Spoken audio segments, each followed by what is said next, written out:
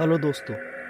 आज मैं आपको एक ऐसे गांव की कहानी सुनाना चाहता हूं जो बचपन में मैंने मेरे बड़े बूढ़ों से बहुत सुनी थी।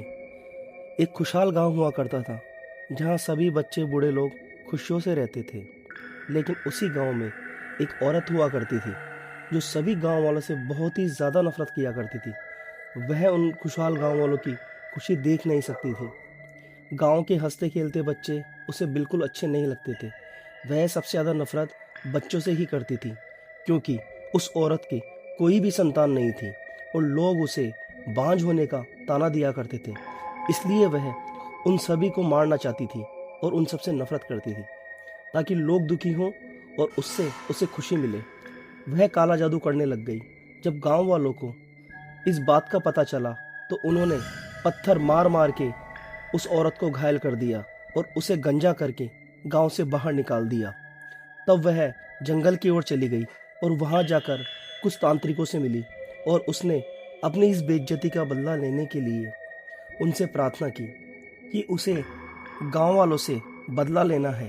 और तांत्रिकों के कहने पर उसने हवन कुंड में अपनी जान दे दी और उसी हवन कुंड से उस गंजी भूतनी का जन्म हुआ। अब वह इंसान नहीं, भूतनी बनकर वापस आ चुकी थी और अपना बदला लेने के लिए गांव की तरफ निकल गई। गांव में जाकर उसने ऐसा तांडव मचाया और उसने गांव के लोगों को मारना शुरू कर दिया। लोगों का शाम होते ही घरों से निकलना बंद हो गया। भूतनी गांव की गलियों में घुमा करती थी, उनकी छतों पर घुमा करती थी और जो भी बाहर आता हुआ उसे दिखाई देता वह उसे तुरंत मार देती। गांव वाले बहुत ज़्यादा दुखी हो चुके थे और मंदिरों में जाकर प्रार्थना करने लग गए।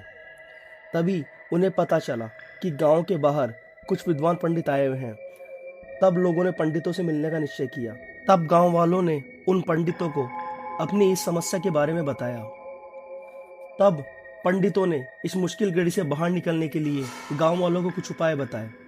उन्होंने गांव के चौराहे पर एक बहुत ही बड़े यज्ञ का आयोजन किया और अपने मंत्रों द्वारा गंजी भूतनी को गांव के चौराहे के बीचों बीच लाकर जंजीरों से बांध दिया गया। अब भूतनी जंजीरों से बंधी हुई थी।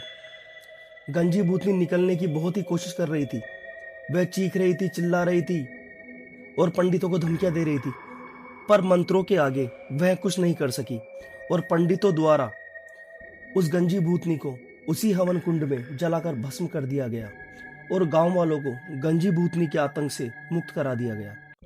अब सभी गांव वाले बहुत ही खुश थे और उन्होंने उन पंडितों का धन्यवाद दिया और गांव में फिर से खुशहाली लौट आई। लेकिन दोस्तों, ये खुशहाली ज़्यादा दिनों की नहीं थी, क्योंकि